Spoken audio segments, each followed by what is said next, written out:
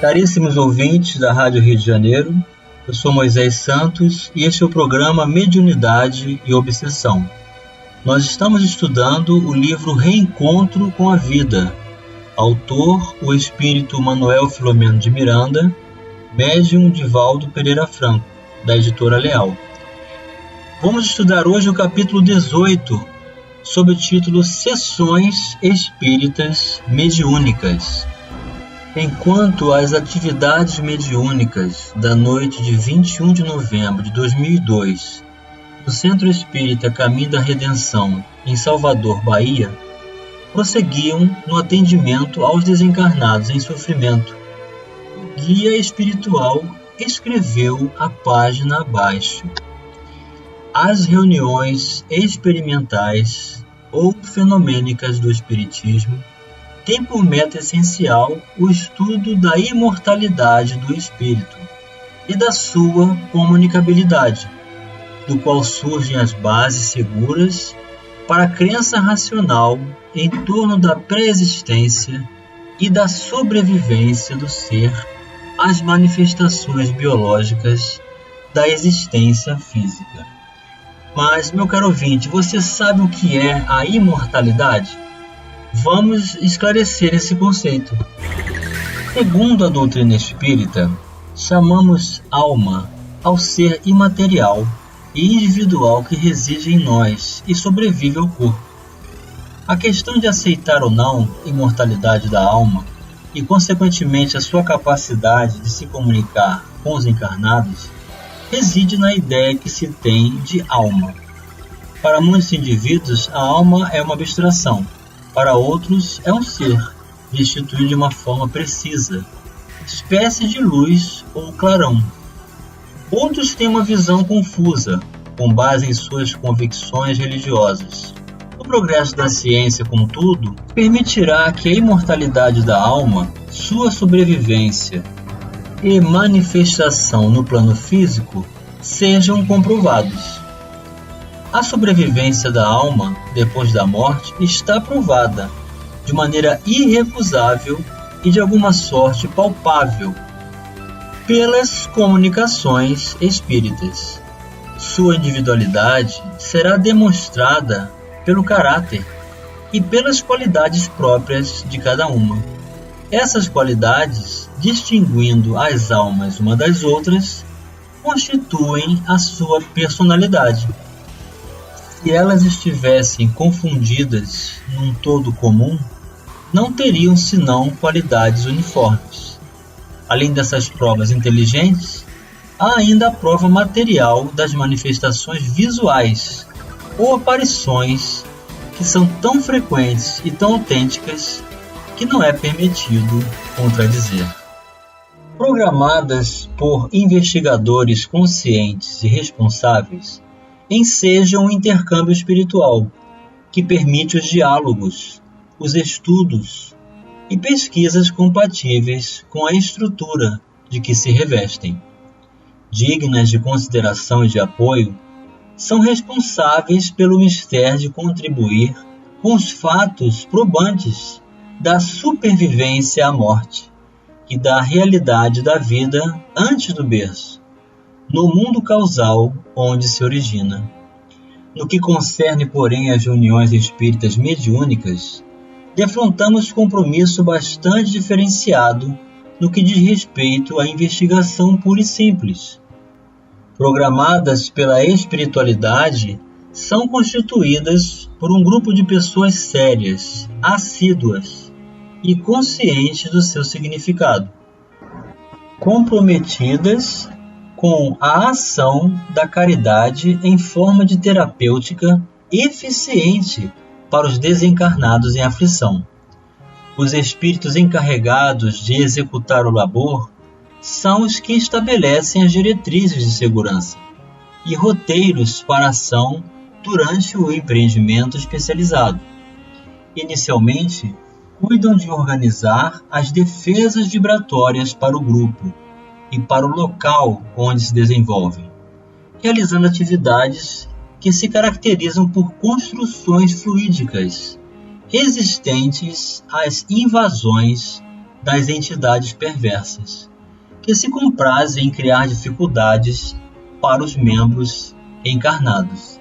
Então é muito interessante todo esse preparo que a espiritualidade superior realiza na condição de visão física da casa espírita. Ela é muito estreita, mas no âmbito espiritual ela se estende no halo em torno da casa, fazendo com que haja uma seleção para que somente os espíritos que estão programados a se comunicarem é que vão conseguir adentrar ao ambiente. E isto se a equipe de encarnados permanecer vigilante e vinculados com a conexão de toda essa responsabilidade dentro da assiduidade, da consciência desse trabalho e do aprendizado que ele proporciona para todos nós. Destacados especialistas para o programa de comunicações, dias antes da sua execução, organizam o mistério e selecionam aqueles espíritos que se devem comunicar por meio dos médios do grupo, elegendo-os conforme as leis das afinidades fluídicas, portadoras de campos vibratórios, que facultem o correto fenômeno mediúnico. Então, o que o mentor está nos informando aqui? Que para cada comunicação mediúnica que vai ocorrer, já existe uma programação, já existe uma pessoa, uma entidade desencarnada que apresenta características de afinidade, não obrigatoriamente no mesmo potencial, mas com semelhança de tendências ou de recursos ainda que trazemos da nossa necessidade de reforma íntima, que estabelece esse princípio. Então existe a entidade certa para o médium certo que está programado para realizar essa comunicação. Daí a importância da assiduidade. Se o médium se ausentar, vai ter que ser feita uma reprogramação e até o impedimento dessa comunicação pode ocorrer em função dessa ausência. Quando se trata de ocorrências especiais, comunicações de suicidas, de homicidas, de obsessores, de criminosos cruéis, são esses espíritos conduzidos horas antes, às vezes, com mais de um dia, a fim de serem criados condicionamentos psíquicos que propiciem a diminuição de suas cargas de energia deletéria, de forma que durante a psicofonia o médium seja poupado de desgaste excessivo e o visitante seja automaticamente beneficiado, tendo diluídas as construções mentais perturbadoras, assimilando as informações que lhes serão oferecidas. Ao mesmo tempo, o conjunto vibratório opera no necessitado de orientação benefícios imediatos, que o libertam das fixações dos lugares de onde procede, despertando-lhe a consciência para o êxito da incorporação saudável. Então aqui está a informação de que todas essas pessoas que cometeram crimes graves, não somente contra si mesmos, mas para com outros terceiros, suicidas, homicidas, obsessores cruéis, nenhum de nós deve alimentar ódio, aversão ou conduta reprochável de críticas ou de opiniões, de julgamentos que tantas vezes nos permitimos e nos julgamos no direito de fazer. Porque esse mesmo irmão hoje que nós vamos desenvolver aversão, raiva e até ódio, por pensar diferente de nós, por ser de uma denominação diferente ou agir de forma equivocada ou de um grave erro, esse mesmo cidadão vai desencarnar e vai comparecer numa reunião mediúnica dessa e nós vamos exercitar o evangelho com ele. Então é preciso exercitar o evangelho desde agora, para que quando ele chegar, ele receba as vibrações verdadeiras do nosso coração. Concomitantemente, as operações que aplicam a bioenergia e saturam-lhe o perispírito com outras moléculas de força constitui uma terapia significativa e imediata, que o ajudará a recompor-se interiormente, ao tempo em que passa a considerar como de urgência o impositivo da autoiluminação. Por sua vez, cada médium responsável e consciente do trabalho que lhe diz respeito, faz-se maleável às comunicações, porque, sintonizado com os diretores espirituais, eles intuem-lhe a maneira como comportar-se, superando conflitos íntimos, ideias perturbadoras e hábitos mórbidos, que lhes constituem verdadeiros tormentos. Então, essa ação da comunicação, o contato com o perispírito do médium comunicante, com a equipe dos encarnados, com os desencarnados trazendo os recursos terapêuticos, há uma grande alteração do padrão vibratório energético da entidade que vem desenvolvendo ódio, que vem mantendo um hábito equivocado, infeliz, que o tornou naquela condição de enfermo. Então, ao ser acolhido, compreendido, recebido com respeito e ainda recebendo as vibrações do amor de Jesus, um efeito rápido da modificação do campo bioenergético acontece. E muitas dessas entidades choram, pedem perdão, pedem auxílio e orientação para receberem o seu valor de transformação pessoal. Tornando-se dúcteis à inspiração inicial do desencarnado e deixando-se conectar psiquicamente, o intermediário assimila a personalidade, o pensamento e os sentimentos daquele que dele necessita, desse modo auxiliando para a desincumbência da tarefa. Não são as sensações que o médium psicofônico vai ter, momentânea do pensamento, da personalidade do comunicante, mas são apenas sensações que logo se diluem e passam ao término da reunião. Não raro a programação espiritual estabelece como transcorrerão as comunicações, quais as providências tomadas para serem evitados transtornos e perturbações. No entanto, especialistas em contribuição magnética encontram-se apostos para interferir caso haja distúrbios ou agressividade desnecessária daqueles que se comprazem no mal e se elegem como vingadores e contumazes inimigos do progresso e da paz. Então, eis aí a oportunidade de entendermos esse mecanismo de assistência, de amparo, desse projeto, desse programa espiritual superior em favor do auxílio de inúmeros espíritos degradados, afastados do bem, degenerados na sua personalidade, infelizes e enfermos, necessitando de amor. E nessas reuniões, Jesus está oferecendo como direção maior todos esses recursos. Vamos continuar refletindo sobre a mensagem do mentor já no próximo bloco. Caríssimos ouvintes da Rádio Rio de Janeiro, voltamos agora com o segundo bloco do nosso programa de hoje. Sessões Espíritas Mediúnicas é o capítulo 18 do livro que estamos estudando, Reencontro com a Vida, de Manuel Filomeno de Miranda. Hoje teremos a participação do internauta. É a participação de Reinaldo, do bairro de Oswaldo Cruz, que pergunta se os médiuns psicofônicos podem mudar de posição.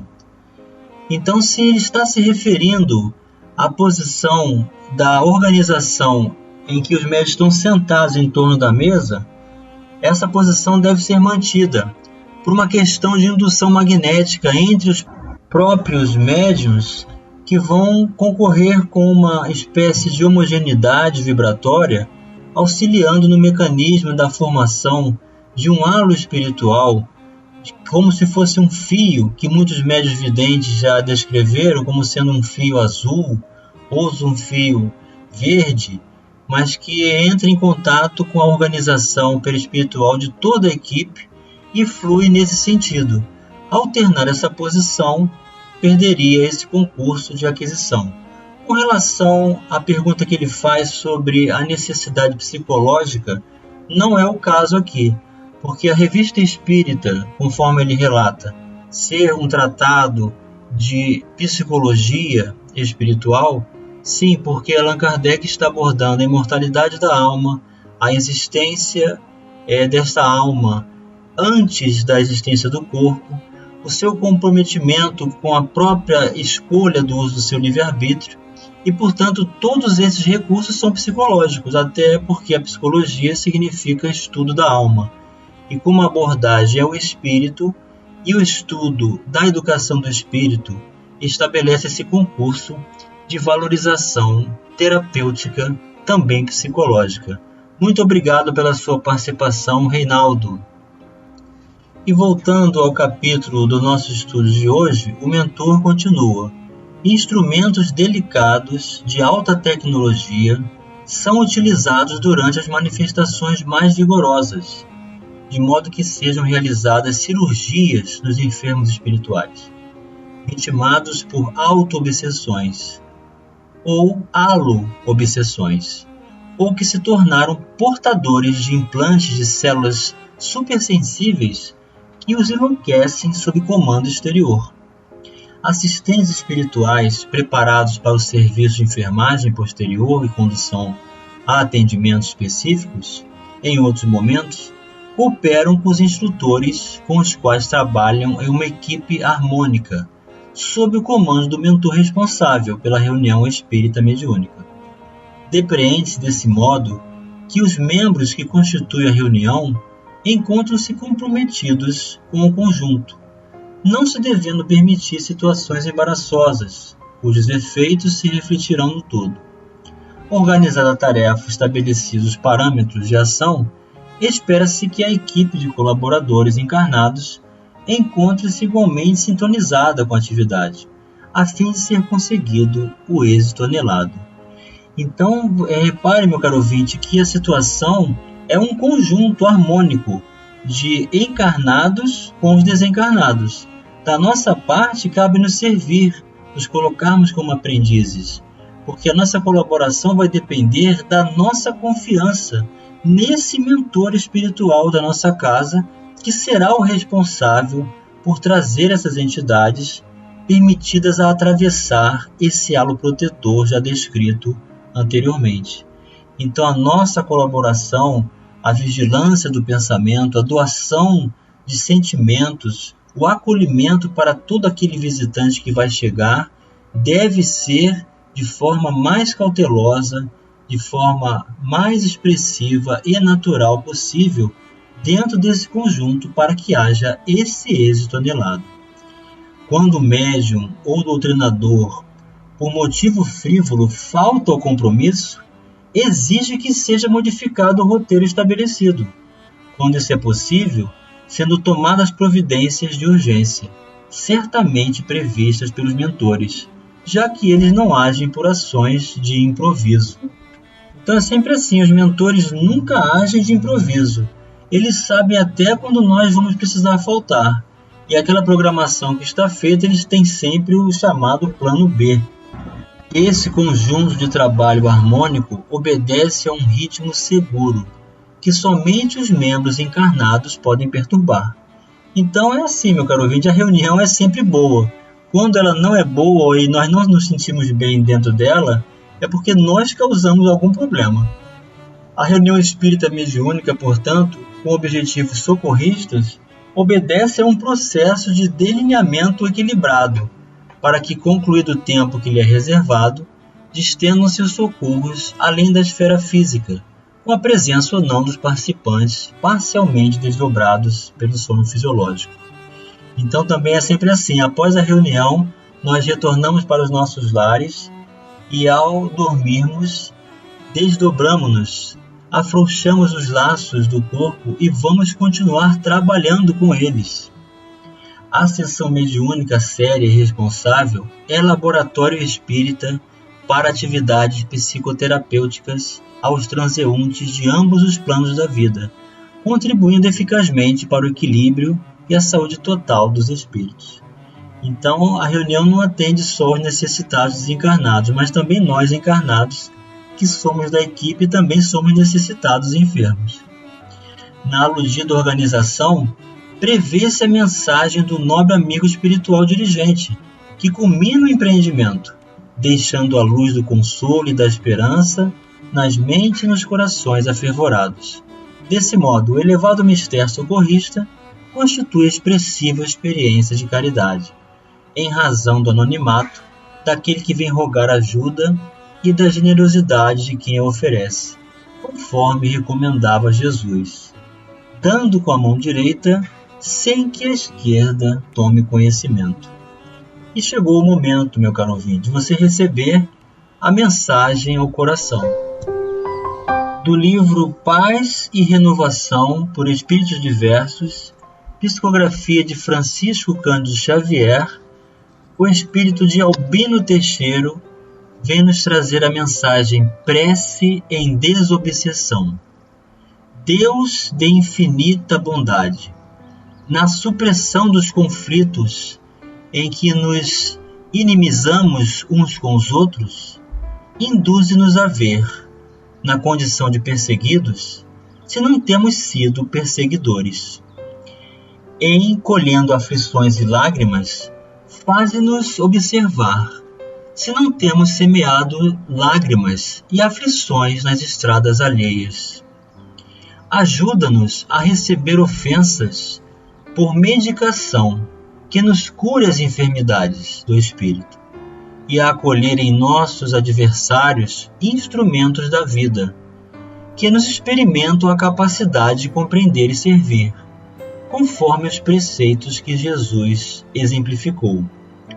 Não nos deixes, ó Pai de misericórdia, identificar nos companheiros menos felizes que nos imponham problemas, senão irmãos com que necessitamos recompor o próprio caminho, em bases de fraternidade e de paz.